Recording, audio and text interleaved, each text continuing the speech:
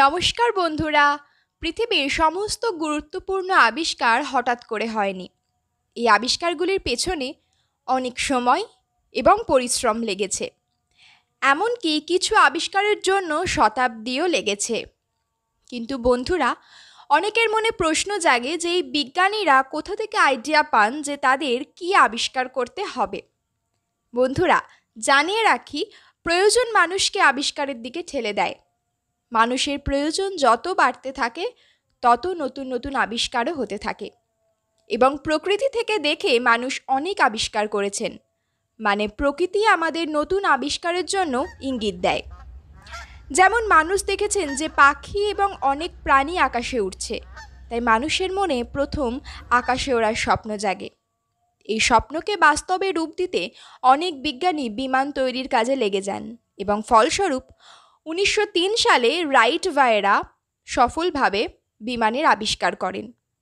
যদিও তার আগেও অনেক বিজ্ঞানী বিভিন্ন সময়ে বিমান তৈরির চেষ্টা করেছিলেন, কিন্তু সাফল্য রাইট ভাইয়েরাই পেয়েছিলেন।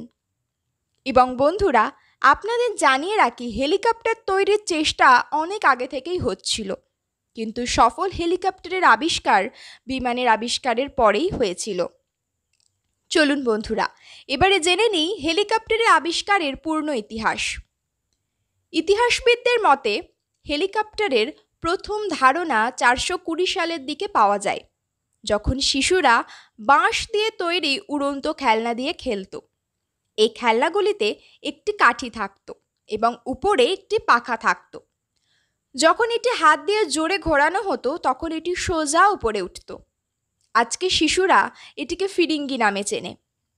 তারপর প্রায় 4th শতাব্দীতে মহান চিত্রশিল্পী এবং বিজ্ঞানী লিওনার্দো দ্য ভিঞ্চি প্রথম হেলিকপ্টারের মতো যানবাহনের কল্পনা করেন। তিনি আকাশে উড়তে থাকা পাখিদের দেখে আকাশে ওড়ার সুখ অনুভব করেন এবং তার গবেষণার ভিত্তিতে একটি চিত্রও আঁকেন, যা একটি উড়ন্ত মেশিনের ধারণা ছিল। কিছু বিশেষজ্ঞের মতে আধুনিক হেলিকপ্টারও এই ধারণা থেকে অনুপ্রাণিত। অবশ্যই বন্ধুরা, হেলিকপ্টারের আবিষ্কারের ইতিহাস অনেক দীর্ঘ এবং মজার। লিওনার্দো দ্য ভিঞ্চির পরে অনেক বিজ্ঞানী এবং আবিষ্কারক হেলিকপ্টারের ধারণা নিয়ে কাজ করেছেন। তাদের প্রচেষ্টা এবং ব্যর্থতার মধ্য দিয়ে হেলিকপ্টারের বর্তমান ডিজাইন এবং কার্যকারিতা উন্নত হয়েছে। হেলিকপ্টার কিভাবে ওড়ে? হেলিকপ্টারের বড় পাখা বা রোটার ব্লেডগুলি খুব দ্রুত ঘোরে এবং চারপাশের বাতাসকে নিচের দিকে ঠেলে দেয়, যার ফলে হেলিকপ্টার ওপরে উঠতে পারে। হেলিকপ্টারের পুচ্ছ অংশে থাকা ছোট পাখা বা টেল রোটার হেলিকপ্টারকে ডান এবং বাম দিকে ঘুরতে সাহায্য করে। এই প্রক্রিয়াটি নিউটনের তৃতীয় আইনের উপর ভিত্তি করে, যা বলে যে প্রতিটি ক্রিয়ার সমান এবং বিপরীত প্রতিক্রিয়া থাকে। অর্থাৎ যখন রোটার ব্লেডগুলি বাতাসকে নিচের দিকে ঠেলে দেয়, বাতাসও হেলিকপ্টারকে উপরের দিকে ঠেলে দেয় এবং এভাবে হেলিকপ্টারটি উঠতে পারে। আশা করি আপনি এই এপিসোডটি পছন্দ করেছেন। যদি আপনার এই ভিডিওটি সম্পর্কে কোনো মতামত থাকে তাহলে আপনি কমেন্ট করে আমাকে জানাতে পারেন।